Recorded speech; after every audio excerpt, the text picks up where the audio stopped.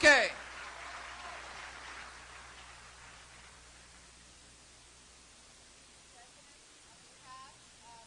Faculty, the administration, the students, and the great citizens of the state of New Hampshire, I'd like to welcome you to our campus. Mr. President, thank you. Lucille, thanks.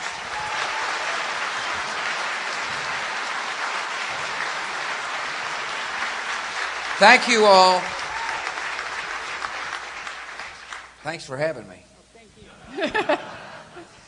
We're going to have an interesting dialogue today about jobs, job creators, and education, and how they all work together to make sure that this state remains competitive and a good place to find work.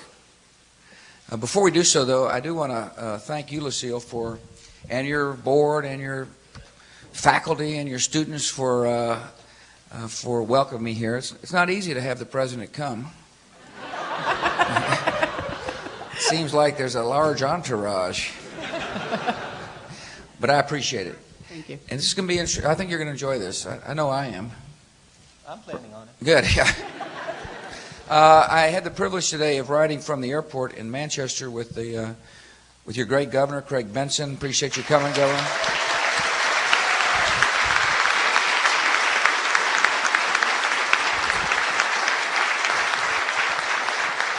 I got to see New Hampshire, the New Hampshire government in action, because also in the car was the Speaker, Gene Chandler, and the Senate Leader, Tom Eaton. I want to appreciate you all being there.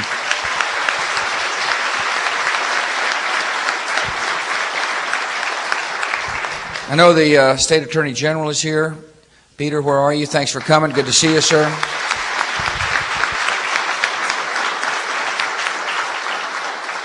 Got a lot of members of the State House and State Senate here. I know that Senator Jane O'Hearn, who happens to be the chair of the Senate Education Committee, Lucille told me to be especially nice to her. Yes. Thank you for coming.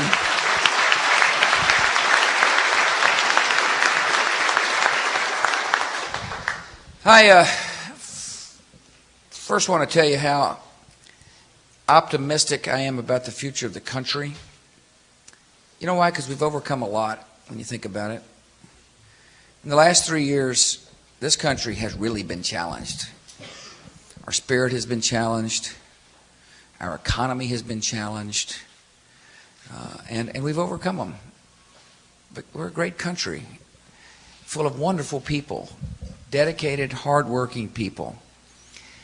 When I say the economy's overcome a lot, let me explain what I mean. We've been through a recession. That means things are going backwards. Ask any of these business owners what it's like to be in a recession. They'll tell you it's plenty tough. It's hard to plan. It's hard to be optimistic when you don't have any growth. It's hard to find work during a recession. As well, we got attacked on September the 11th. And that affected our spirit. It affected our economy. Cheryl McGinnis is with us today. It affected her life.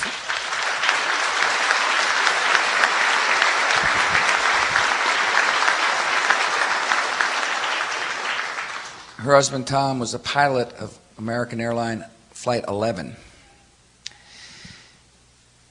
The government has got a solemn duty to protect America. And that's why we created the Department of Homeland Security. That's why we put out the Patriot Act so our FBI and CIA can share intelligence to make sure we can know who's here to hurt us. That's why the great United States military is on the offensive against the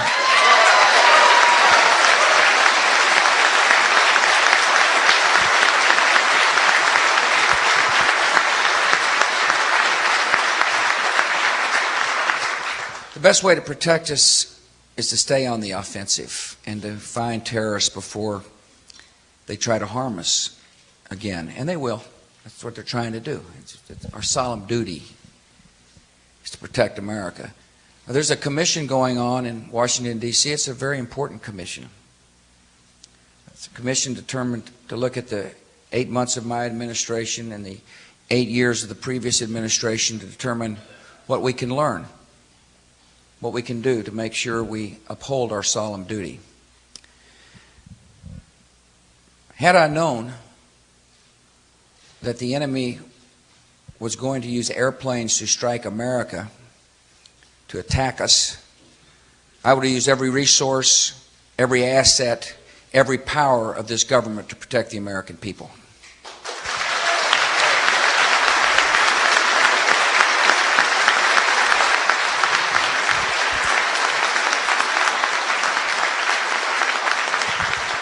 A lot of good folks working to keep us safe. We overcame September the 11th because this nation refused to be intimidated. We weren't going to let killers and assassins determine our course of life. It's a great nation because the people of America are resolute and strong and determined people. And then we found out we had some corporate leaders that didn't tell the truth. And it hurt us. It was another obstacle to overcome. You see, business and numbers and accounting all depend upon honesty. And the fact that there were some in our society who were irresponsible citizens and who didn't tell the truth, it cost a lot of people jobs. It hurt our confidence. It was yet another hurdle to overcome. We reacted strongly, I want you to know. We passed tough laws. Perhaps you've seen on your TV screens some of the people that forgot to be responsible citizens getting their day in court. The message should be loud and clear to people in the business world. We're not going to tolerate dishonesty in the boardrooms of America. Part of the war on terror is broader than just Al-Qaeda. The war on terror encompasses other theaters as well. You see, the lesson of September the 11th is we must deal with threats before they fully materialize. You can't just see a threat and hope it goes away. That's the lesson of September the 11th. Remember, prior to September the 11th, we thought oceans could protect us. But the strategic calculations of America must shift in order to do our duty to keep this country safe. I saw a threat. The Congress saw a threat. The United Nations Security Council saw a threat in the form of Saddam Hussein. He was not only a threat to people in the Middle East because of terrorist ties. He's a threat to America or anybody else who loved freedom. He's a threat to his own people. He had torture chambers and mass graves. And so I went to the United Nations, I think you might remember that, and said, deal with the guy. He's been out there for 11 years defying every time you have said disarm for the sake of peace, for the sake of freedom, and he ignored it. And so I said, we'll give him one more chance. And we did. The United Nations Security Council voted unanimously to say to Saddam, disarm or face serious consequences. And he was defiant once again. And given the lessons of September the 11th, I had a choice. You either take the word of a madman, a guy who had gassed his own people at one point in time, or defend America. I'll defend our country every time.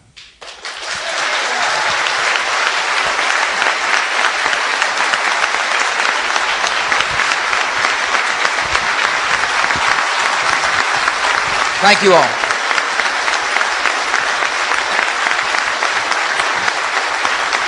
Thanks.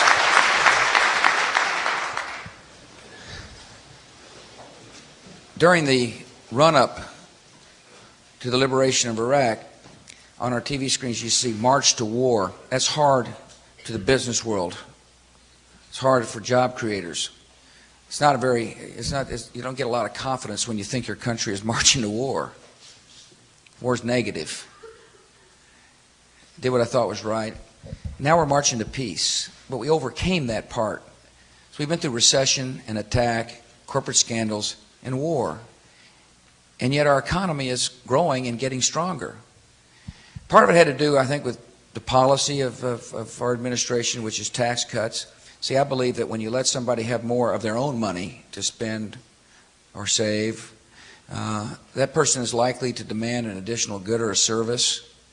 And when they demand a good or a service, the way our economy works, somebody will produce a good or a service, and when somebody produces the good or a service, somebody's about more likely to find work.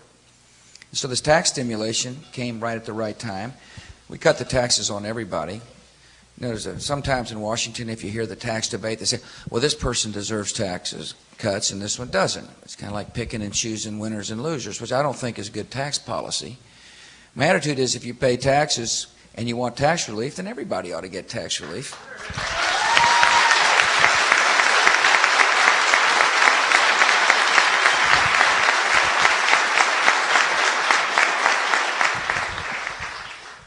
We increased the child credit to $1,000 per child. That helps people raising their families. If you got children, it helps a lot. Reduced the marriage penalty. It doesn't make much sense to penalize marriage in the tax code when you're trying to encourage marriage in society. I mean, marriage is a good thing, not a bad thing.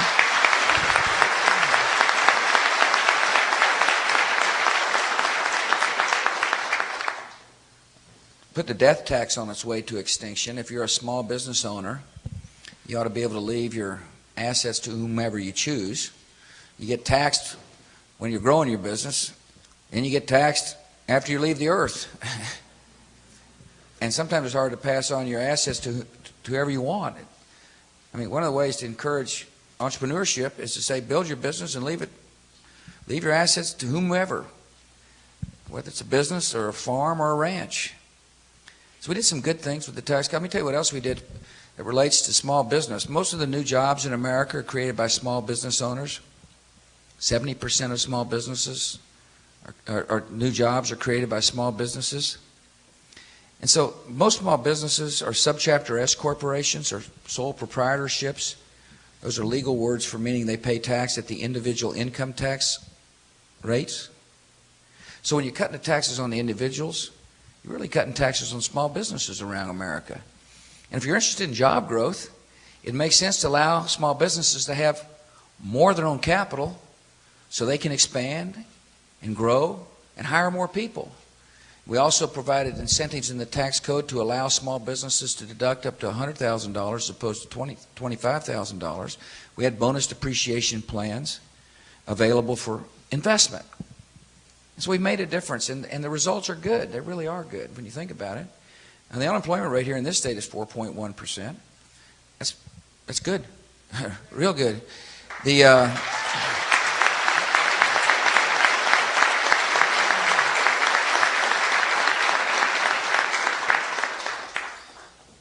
inflation's low, interest rates are low. Home ownership is at the highest rate ever. That's positive for society. We want people owning things. We want people owning their own business. We want people owning their own home.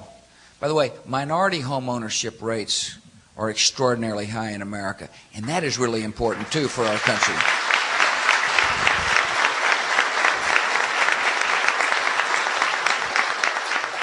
Manufacturing is increasing, and we've had job growth. Now there's more to do, and we're not going to be satisfied until people who want to work can find a job.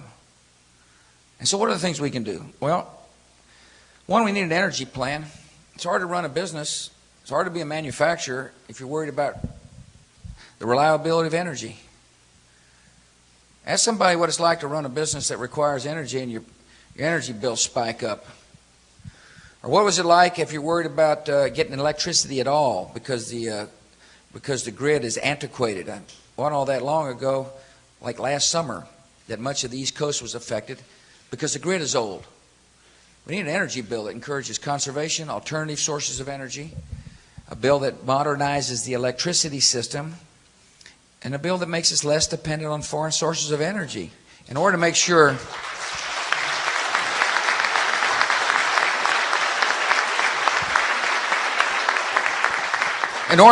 jobs stay here at home. In order to make sure people can find work, we need to be competitive. That's what we need to be thinking about, how to make sure we can do a better job of encouraging the entrepreneurial spirit to be strong so people create jobs in America. One way is good energy policy. We need tort reform. If you're a business owner,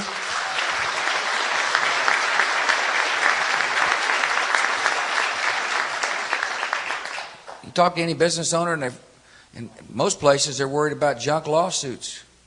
that run up the cost of doing business. When they spend more time fighting off a junk lawsuit, it means there's less time hiring somebody. We need to worry about the cost of medicine. Listen, healthcare costs are going up. You ask any business owner what it's like to run a small business, and they'll tell you, one of my big fears is that I can't provide for my employees. They'll tell you, because cost of healthcare is going up. There's a debate in Washington. There's a philosophical debate over who you want running the healthcare. There's some up there, and good people, good, honest, decent Americans who say we want the federal government making all the healthcare decisions. I'm on the other side of that. I think we want consumers to be making it.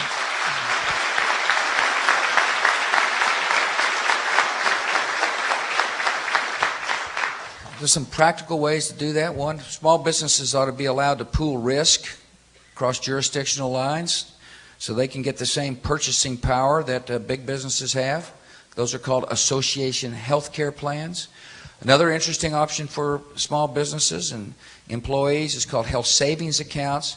It lets you put money in your health saving account tax-free, earn money tax-free, take money out tax-free, and you combine that with a major medical insurance policy. You've got yourself affordable health care. And it's good for small businesses. These are exciting options that are now developing in the marketplace where the consumer has got more choice over the decision making as opposed to government. Finally, in order to make sure that the health care costs are reasonable, we need medical liability reform. I want to praise the governor and the speaker and the senator for working on medical liability reform here in New Hampshire. We need national medical liability reform too.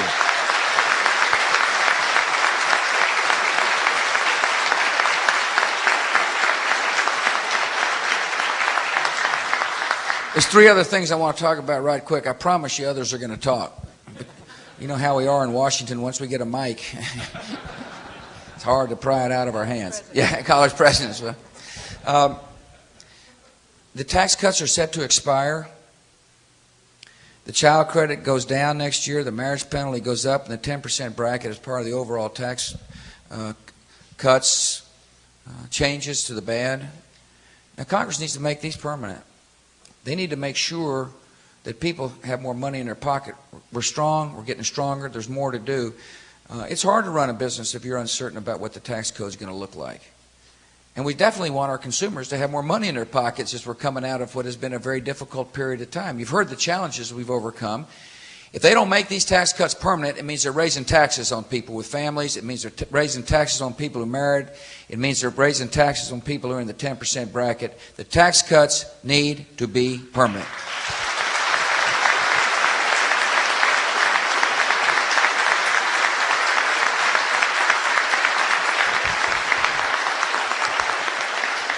There is a temptation in Washington to say the solution to jobs uncertainty is to isolate America from the world. It's called economic isolationism, a sense that says, well, we're too pessimistic, we don't want to compete. As opposed to opening up markets, let's close markets, starting with our own. That is very dangerous for the New Hampshire economy. 1 in 5 jobs in New Hampshire depends upon exports. In other words, it depends upon the ability to get our goods into somebody else's market. Presidents before me, both Republican and Democrat, had made the decision to make our markets relatively open compared to other countries because it's good for U.S. consumers.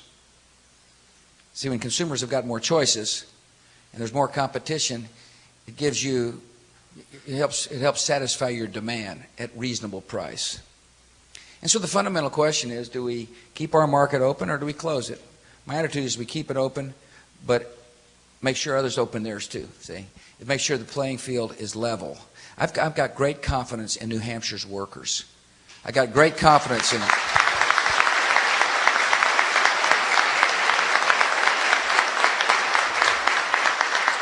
I got great confidence in New Hampshire's entrepreneurs. I got great confidence in products that say, made in the USA.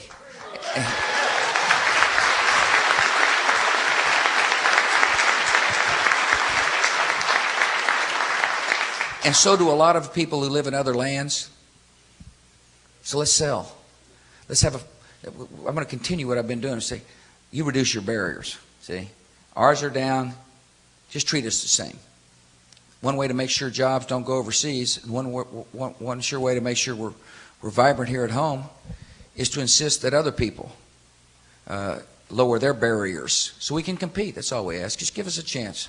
Americans can rise to the challenge, trust me. Okay, here we go.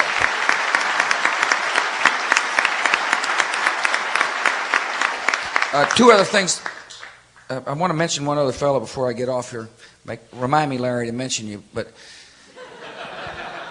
I want to talk about education and the role of education to make sure jobs are here at home and that people can find work. First, we got to get it right at the elementary school level. We got to make sure that every child learns to read and write and add and subtract. I'm a big believer in accountability. Not because I want to punish.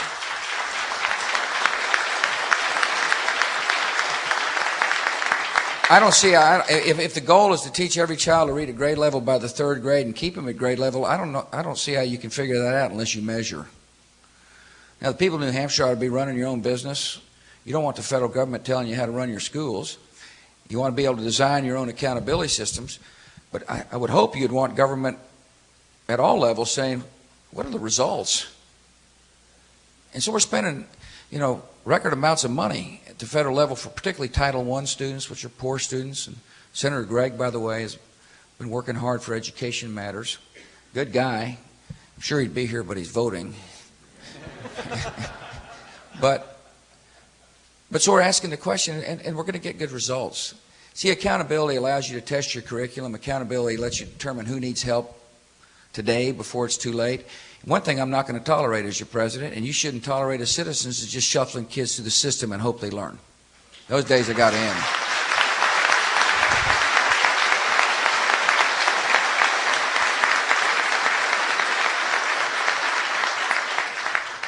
We got remedial programs to help high school and junior high kids. Let's face it, because there hadn't been accountability, hadn't been rigorous, examinations of curriculum. Some teachers need to be retrained. We're shuffling some kids through, and all of a sudden they show up in high school, and they can't read. And so we need to have a focus on remedial education. I've asked Congress to put up some money to do just that, to help states and districts do that. But I think one of the great and hopeful opportunities for the country is to utilize our community college systems to make sure that people are trained for the jobs which actually exist.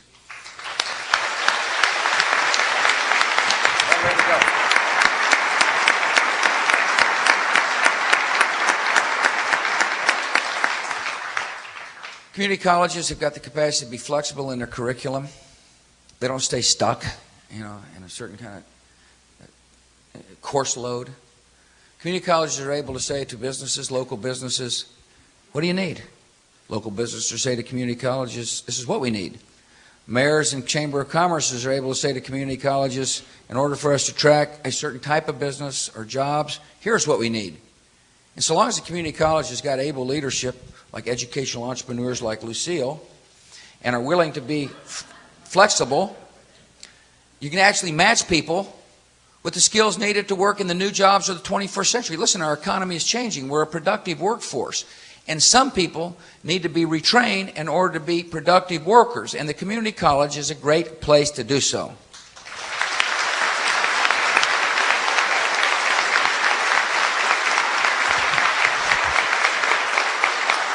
And that is what we're going to start talking about. But I mentioned Larry Jeffrey. You probably don't know Larry. I didn't know him till I landed, and he was standing at the foot of Air Force One, or the steps of Air Force One. He's here because he is a volunteer. He's a mentor. He helps people learn what it's like to start your own business. We're going to talk to some people who've started their own business here today. It's heartening to know that a World War II vet, experienced business person, is willing to take time out of his life to mentor. The reason I bring up, raise your hand, Larry, will you? There you go. That's him.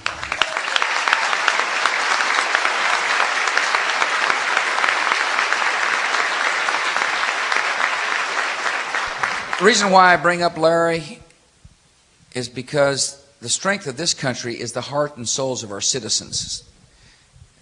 People say, well, America's strong because of our military. And one reason, and by the way, we'll keep the military strong.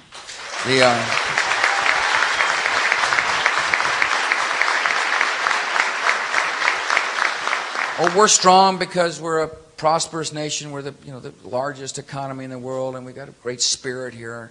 But we're really strong because we've got people who want to love their neighbor just like they'd like to be loved themselves. I know it happens all over Nashua and the state of New Hampshire, where people get involved with church and synagogue and mosque in order to help a neighbor in need, or whether you go to your local civic group, or whether you're a mentor. Listen, my call to you is be like Larry, take time out of your life and help change America one heart and one soul at a time. And the country will be better off for it.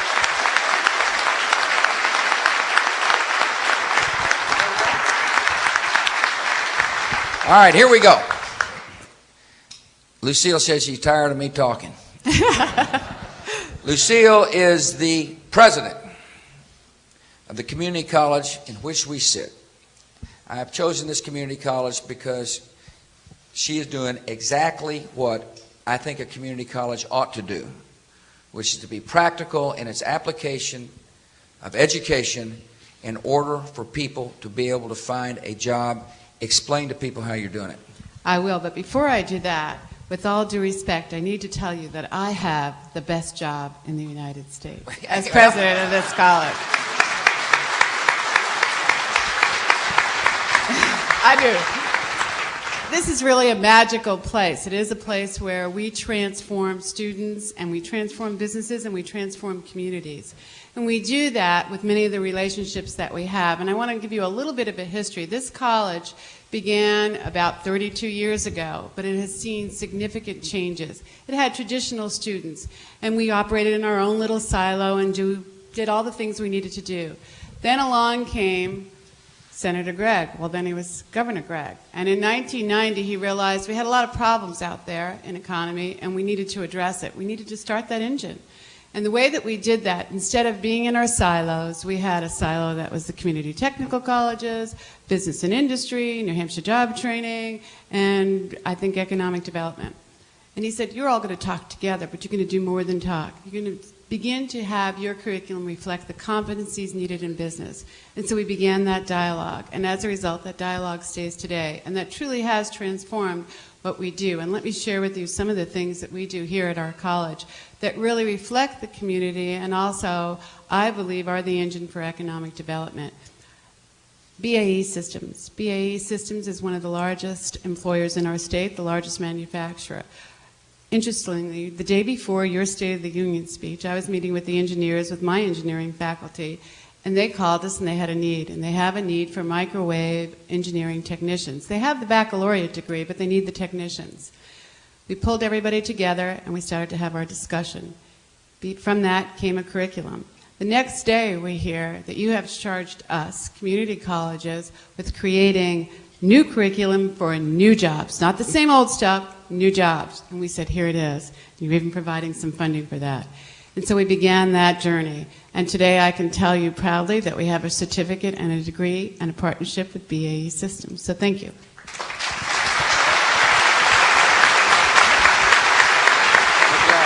You're doing good. We have a second one. As you know, the Federal Aviation, we have a program here, the only program in New England for mechanics. But we don't have enough of them. We don't have enough certified mechanics, not only in the nation, but in this region.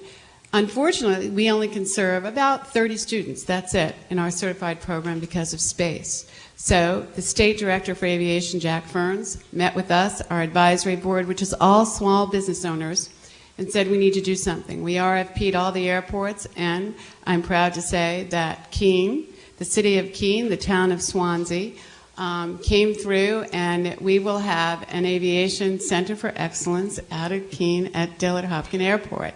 And I want to also say that it was really a lot of guidance from Senator Eaton, who helped us to pull that together. I had the feeling that might be the case. He But talked beyond about that, Keene yeah, the whole time up here. Absolutely. Well, you should. It's a great place.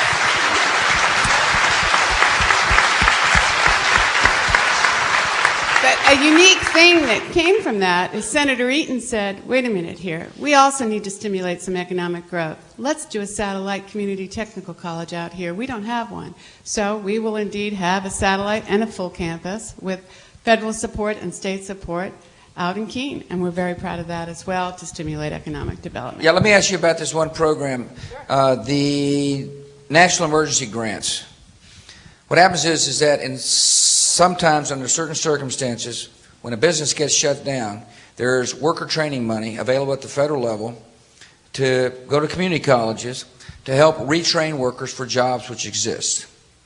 And I believe the federal government granted a national emergency grant to this college. Yes. And how's that going? Very well, very well. It's a plant shut down in Manchester. Yes, and actually I think our sister campus in Manchester is Chapac, really helping them out a great deal, not only in the English second language area, but as well as helping them out gaining new skills in manufacturing and computer skills and programming. And it's a real success, very much so. Credit to the President Tom Wisby out there. See, Great I job. think there's a...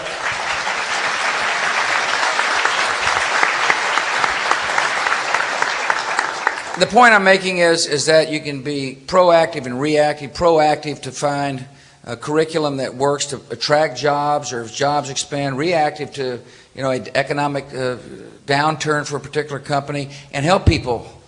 And that's what the community colleges are good at. They're good at taking people and converting their skill base to a useful skill base. I'll tell you a very interesting story. I went out to Mesa Community College in Arizona, and I met a lady who had been a graphic design artist, I think for 15 years. And she went back to the community college and went to a technically based program. I think it was a 6-month program, if I'm not mistaken. She got out and joined Cable One, and in her entry-level job, she made more after having gone to 6 months of community college than she had in her 15th year as a graphic design artist. In other words, the transference of skills, the ability to make a person more productive, raises pay. Absolutely. And the community college system, if people are interested in the community college system, think about going back to school for a period of time to raise your pay, to raise your standard of living, to give yourself a better shot at making a living by being employed by companies who are vibrant, competitive, and 21st century companies. Absolutely. Is that what you find? Absolutely. I think another area, too, that we don't think about often in industry is the allied health industry. Yeah. And one of the things that we've done in a partnership here in Nashua, Southern New Hampshire Medical Center, we did not have the money to open up a lab. They came to us and said, look, we have a nursing shortage. We want to open it up to the public. We're going to open up $1 million lab on their West Campus, and they did that. Yeah. And as a result, we have new nurses in the field. It's an interesting point. Again, if anybody's listening, and that's you, that's right. And you're trying to work, think about the healthcare field. In a lot of our states around the country, there is a shortage of healthcare workers. Now, it's going to require a desire to go back and get the skills necessary to go into the healthcare field.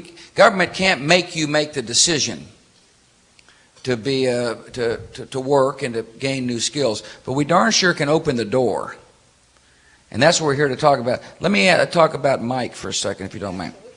Mike Hills is a student. He is I can't wait for you to hear his story. If you look at Mike walking down the street and say, "You don't look like a student to me." Be here at the campus sometimes too. There you go. Tell us your story, Michael. Tell us what you're doing, why you're a student here. Give us a little sense of the background. Kind of bring people up to date. There may be somebody listening who is wondering whether or not it is worthwhile to go back to a place like Nashua, New Hampshire Community Tech. How are you paying? How are you paying it out of your pocket? How you getting here? Well, first, before I begin, Mr. President, I'd like to thank you for coming and having me here with you. I'd like to take a moment to introduce to you my brother Patrick and my... Patrick, how are you?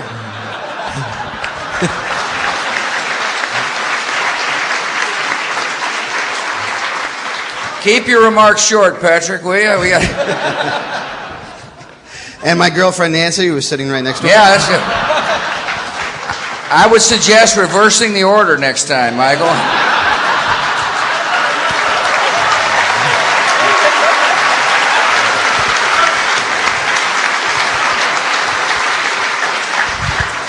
Well, they say blood is thicker than water. Yeah, so. Well. Well, as you know, Well, as you know, I'm a 41-year-old student here at the college, and I started here in September 2003. Before I started here, I was in the retail business. I sold everything from soup to nuts. You name it, I probably sold it. And I have 2 daughters at home, and as you know, raising 2 daughters, it becomes more expensive as they get older. Hair gets a little Yes. wider, too, Yes. doesn't it? As you can see, yes. And I always tinkered with vehicles all my life. My father was a mechanic in the 60s and 70s, and I always did my own backyard stuff. And one day I was working on my truck. I have a Chevy S10, and I was doing some light body work on it. And my mother says to me, she says, Mike, you ought to think about going back to school and learning that, so you maybe work in a shop or something. So I did some surfing on the internet, and I looked, and I discovered the college here who had a program in collision repair technology. So I sent for a catalog, came down here and spoke to my 2 professors, Professor Carl Wunderlich and Professor Daniel Jones. By the way, he said, excuse him from class today. That's what he asked me to ask you, if you don't mind. And I saw this as an opportunity not only to advance myself, but to take care of my family. And that's what I wanted to do. In the program, I've learned from bringing a vehicle in the shop that is damaged and getting it in, getting it all ready and done and out to road safety. So it's not only look good, but it keeps the people safe for driving it. Working with insurance companies, learning how to write repair orders.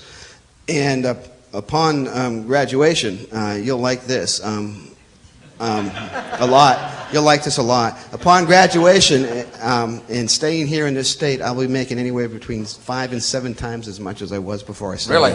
Yes, Fantastic. sir. Take teenagers who are either in trouble with the law or having problems with traditional class settings and worked with them and developed them a skill that they can be assets to the community. Good. Ask one more question.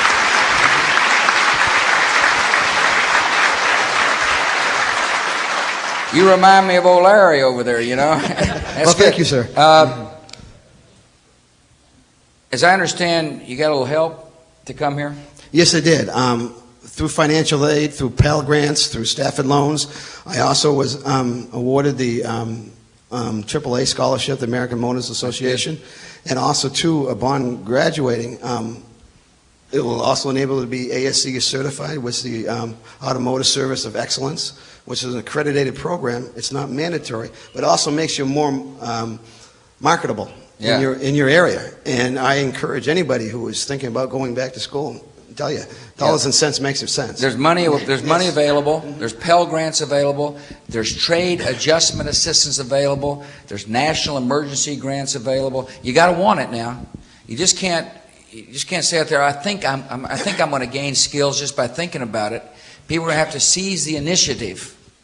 It's up to the individual, like Mike, but it's available. And that's why I'm so glad Mike is here to explain that even at 41, or perhaps especially at 41, there's great opportunities if you're willing to seize the moment. Heather is with us. Heather Luminack.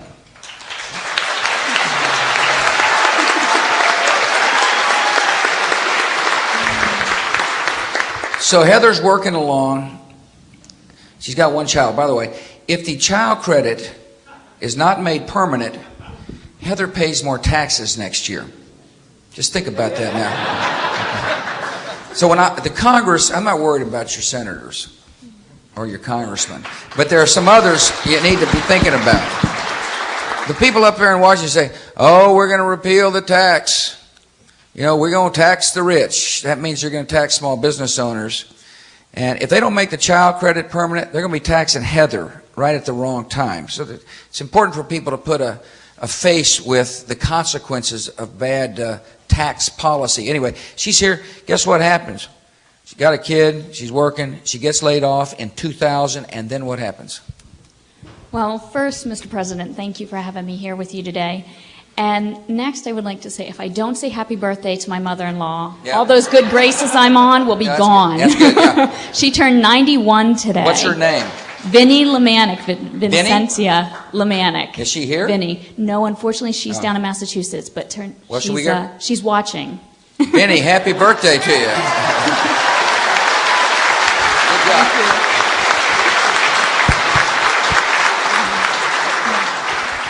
And the little boy that cost us a lot and will continue to cost us a lot, I'm not looking forward to the driving age, is right over there. Yeah, there he is. Derek. And my husband, Joe, is right there, too. Welcome. My story actually starts, like you said, I was in middle management, and my middle management position was eliminated. And at that point, your job really does define who you are. It becomes a big part of who you are. And it was like getting a big punch in the gut. It was just tremendous. It knocked the wind out of me. And my husband was just amazing. He said to me, you know, you've always wanted to go back to school. You've always wanted to do that. Now's the time. Let's see how we can make this financially possible. So I got on the phone and I found out that I could go up to New Hampshire Works and talk to Dave Roberts. And he was kind enough to sit down and say, okay, where do you want to go? He helped me get the funding, and I got started here at the Tech College. My first enrollment was in the Small Business Management Certificate. And after going to classes and having some of my professors who were kind of giving me the kick, thank you, but they kept giving me the kick and said, you know, I told them my dreams, and they said, you know, you can do this. You know, it's really, you have the knowledge, you can do this. So I started my company, Heather's Happenings, that same year. January I started school, October I started Heather's Happenings. And we are a children's entertainment company where we will expand, you know, we look forward to expanding. But, well, starting my company, I said, okay, the certificate is great. I'm getting some education, but I really need to be rounded. So I enrolled in the marketing degree here, the entrepreneur degree, and the management degree. I wanted to go for the whole enchilada, I guess. But I really wanted the skills to be successful. So over time, I've been completing my classes and stuff. My business has been growing, which has been wonderful. I've actually had to book time off to do my homework. That's good. My son, you know, he's like, you know, Mom, I've got a game. Can you come? I'm like, okay, I got to book him off here, you know. So, you know, you book the time off for your family, and we're growing, which is phenomenal. In May, we graduate, or I graduate.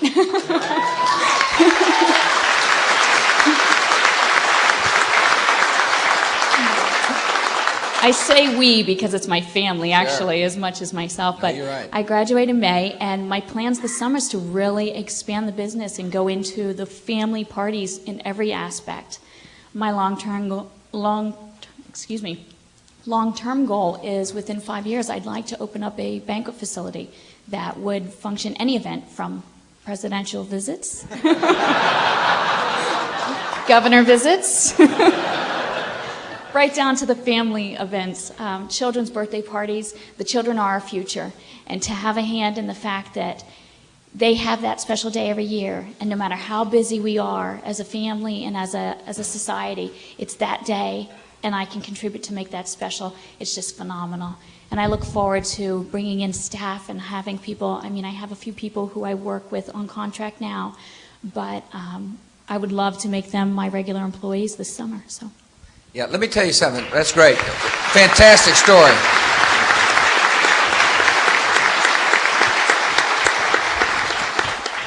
What a great story. You know, she has a dream, goes back to school, and starts her own business. It happens all the time in America. The job of government is to create an environment in which people are confident about chasing their dreams. It's really the thing that makes our economy so unique and vibrant, isn't it? I mean, Heather gets laid off, gets kicked in the gut, I think you said? Yeah, stomach, yeah. Anyway, and now she's a business owner. Government can't guarantee success. That's up to Heather. And that's why she's staying in school, to learn the skills necessary to be as good a small business owner as she can. But we darn sure can make the environment such that somebody like Heather feels comfortable about taking risks. We're really proud of you. I love the story. That's what I love about our country, isn't it? Somebody can own something that she can call her own and make it work. You notice she said, I hope to be hiring people next summer. That's how it works in America. By the way, speaking about people hiring somebody, David Dunphy is with us today. He's the president of DG O'Brien, Inc. Tell us about DG. Who is DG?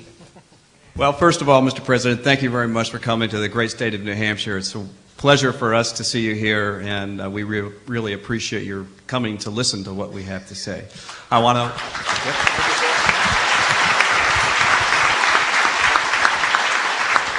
I can't quite outdo the 91-year-old birthday, but it's my wife Barbara's birthday tomorrow. Tomorrow, Barbara? Yeah. She's here with my youngest son, Spencer. Good, welcome. And DG O'Brien, though, is a manufacturing company located in Seabrook, New Hampshire. We are a company that builds electrical and optical connection systems for use in harsh environments. Now, that sounds very boring, and it is, because I don't get a lot of cocktail conversations initiated on that subject. But we build, our products have landed on the moon, they've gone to the bottom of the ocean, and they reside inside the human body. So we cover That doesn't sound very boring to me. No. Thank you very much. We were established in 1962 by my father-in-law, Don O'Brien, and we are now a family-owned, second-generation family-owned business. We sell our products to people like the U.S. Navy, Electric Boat Corporation, Woods Hole Oceanographic Institute, FMC Energy Systems in Houston. And we sell about 20% of our business is sold overseas. So that 1 in 5 statistic, it's absolutely true. Those employees are dependent on those successful exports. Over the last 4 years, our company has gone through a significant transformation. First of all, we have survived the pain, agony, and cost of transitioning the business from the first generation to the second generation. Yep. We've also, during that time, been fortunate enough, due to a lot of hard work from our employees, to almost triple the revenues in the company and increase the employment base from about 89 people to 175 people today. And we... Thank you.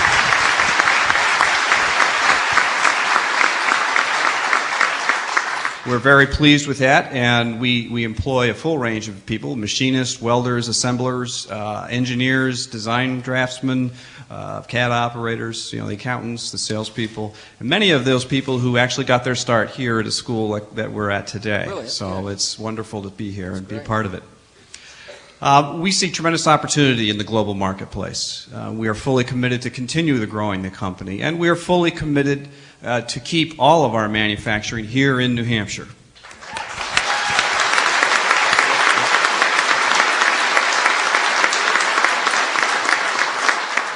In order to continue our success, we need to continue investments in employee training and development, in new capital equipment, and in new product development. In those lines, we appreciate the fact that we are able to take the R&E tax credits, take advantage of the first-year bonus depreciation allowance, and the fact that the 2003 Tax Relief Act helps us keep money in our hands that we can invest in these areas, and we appreciate that very much. Let me step in for a second. Got him 175 employees, which is a good-sized company, but he's a subchapter S corporation, which means he pays taxes at the individual income tax rate. So when you hear him in Washington talking about taxing the rich, that's the rich right there, see? That's who they're talking about. They're talking about taxing employers. If you're a small business owner and they're running up the top rates on you, you're taxing people who are creating jobs. It makes no sense to be draining capital out of the economy, out of his coffers. He says he wants to expand this year. It means he's going to add more employees. Right. If they're taking money away from this company, they're not going to be adding more employees. That's how the economy works. That is why I am so strong on making sure that the tax cuts are permanent. Absolutely. Great. Right on.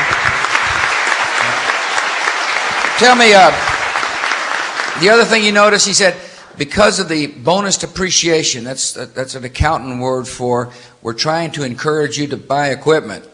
That's what that means. What did you buy? Last year, we spent about $400,000 in capital equipment, anywhere from machine tools to computers to CAD stations. And this year, in part because of that tax credit, we're upping that 25% to $500,000 and buying additional equipment to improve our productivity. You see, he makes a capital decision. In other words, he's going to go buy a machine. Somebody's got to build the machine. So when you heard me talk about increasing demand for a good or a service, precisely what I'm talking about. He increased demand last year for additional capital purchases by $400,000. This year he's going to make another $500,000 of purchasing. Somebody's got to make those goods. And when somebody fills his order, it means a worker is more likely to retain a job or a worker is able to find a job. And that's how this economy works of ours. And that's what the decision-making process, not only by this company, but by millions like him all across America, help define whether our economy is vibrant or not. And I appreciate, Dave, your taking on this business and being an employee. You notice the other thing he said? The employees make it work. Absolutely. That's a great owner of a company and a great manager. Somebody said, he gives the credit where credit belongs. Thank you. Got anything else you want to say? You all set? Just a couple more comments? Absolutely. Okay. Once you get the mic around me, you better not give it up. Certainly, looking ahead, I want to continue to encourage you, number one, to make those tax changes permanent because they do have a significant impact on us. Number two, I think we could definitely use your continued help on managing healthcare costs. Yeah.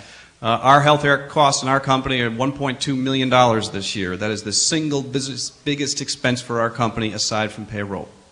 And with double-digit escalation of that cost year in and year out, it becomes extraordinarily difficult to maintain that benefit for our employees and be competitive in the global marketplace. Yeah, I think you need to look at health savings accounts, seriously. Absolutely. An employer, for example, can buy a catastrophic plan with a high deductible, say $1,000 deductible.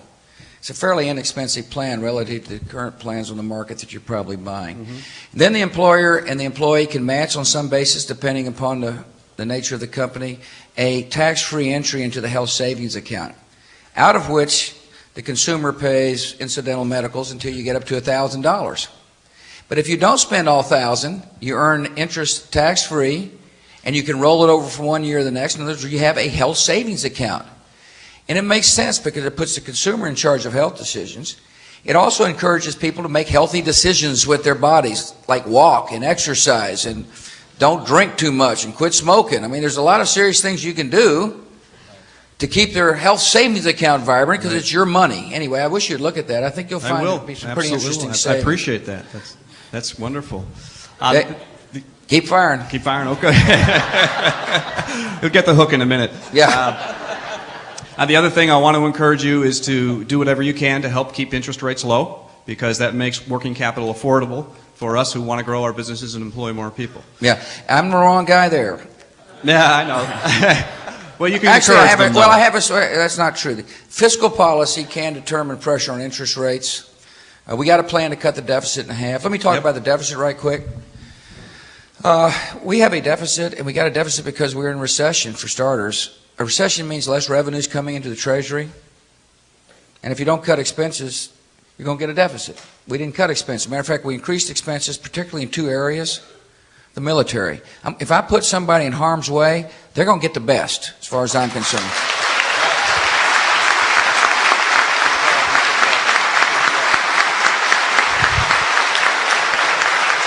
Thank you. Okay. Thank you all. Sit down, please.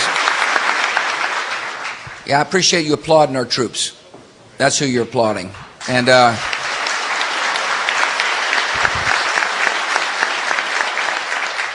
but we can get the deficit down in half.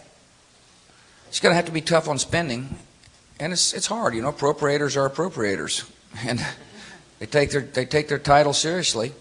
And so we're working with Congress to set priorities and to bring the deficit down, which will help. But Alan Greenspan has a lot to do with it. I'll pass it on.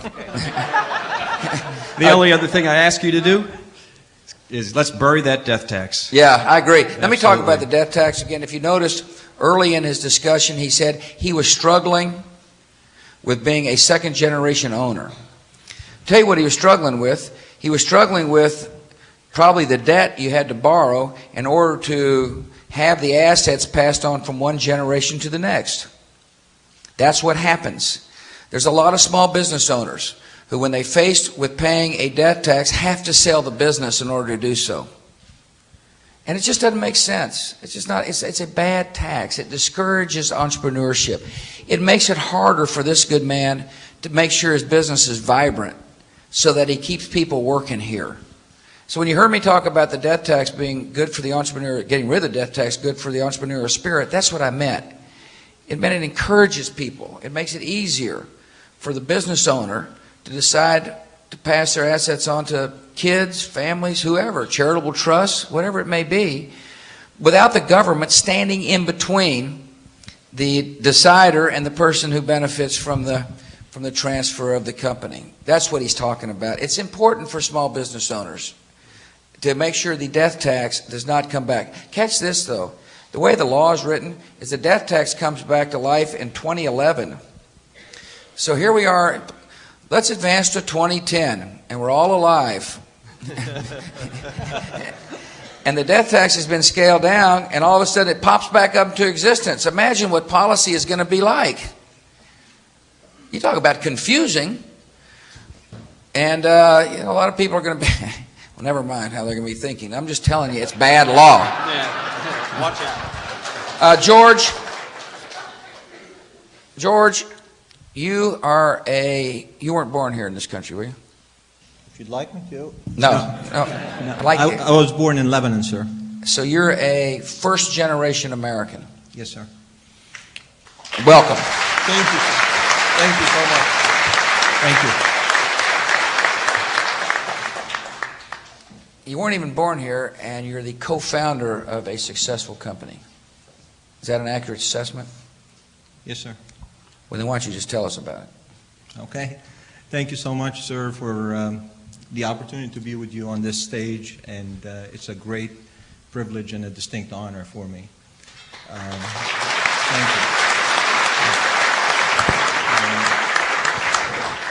I'd like to avoid the mistake Mike made, so I'd like to introduce my family first to you. That's Kristen, Juliet, Tony, and George. So,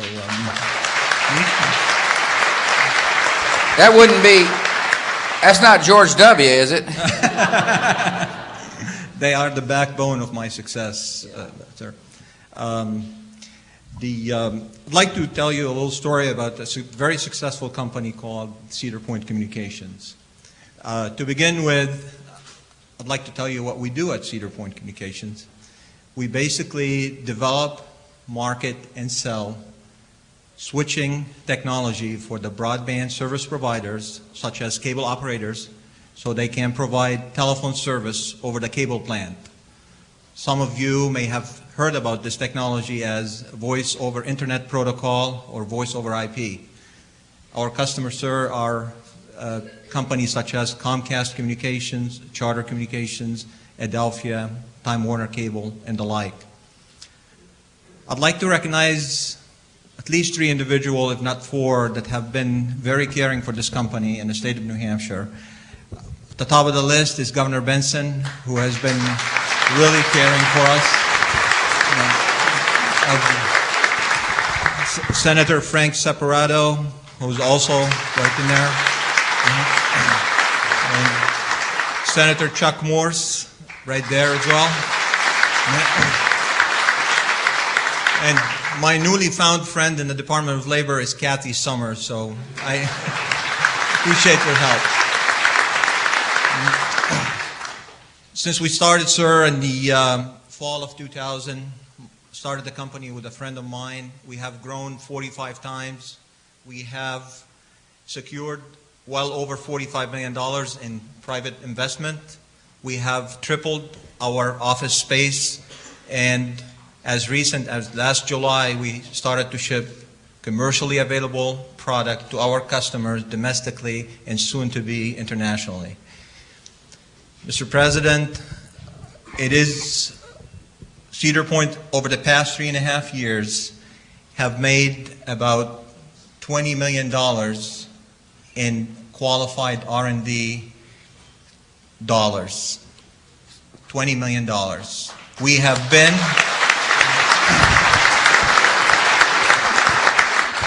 been investing in capital equipment at the rate of $2 million a year. Through that, we have been able to accumulate about $300,000 in R&E tax credit, which is the company will be able to use to reduce its tax liability dollar for dollar if the R&E tax credit is made permanent.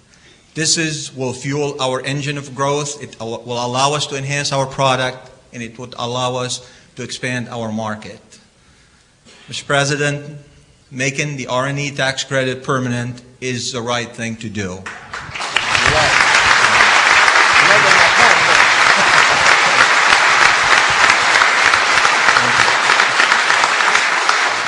Well, where do we go from here? Cedar Point, Mr. President, is on a course this year to increase its revenue by 5.5 times the level of last year. Ooh, baby. You gonna hire anybody?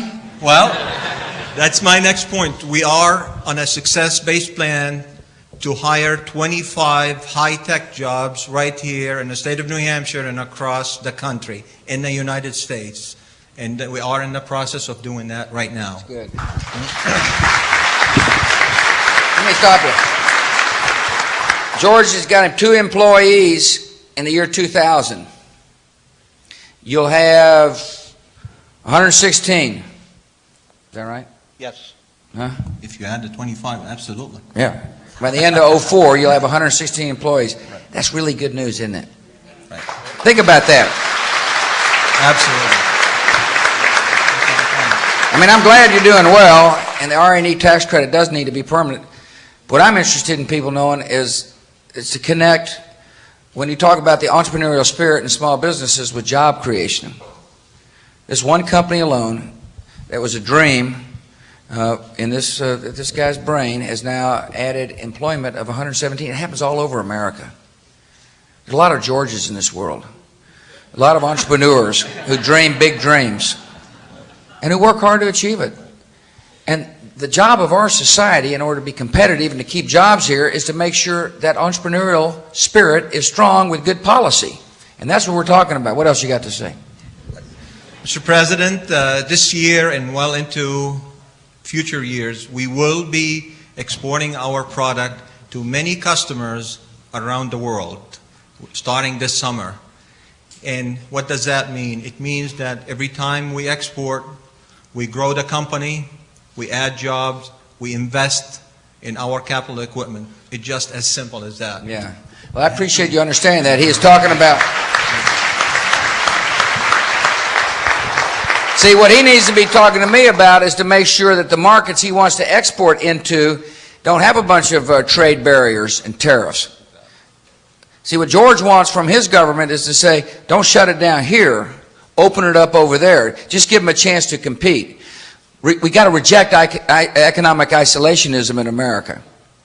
We got to be bold and confident. We got to believe in our people. We got to believe the Georges of the world can compete anywhere if just given a chance to do so. So when you hear me talking about trade policy, that's what I'm talking about. I'm talking about giving our entrepreneurs a chance to compete on a level playing field. And if you give Americans a chance to compete on a level playing field, we'll win just about every time. Every single time. Listen, I want to thank you all for coming.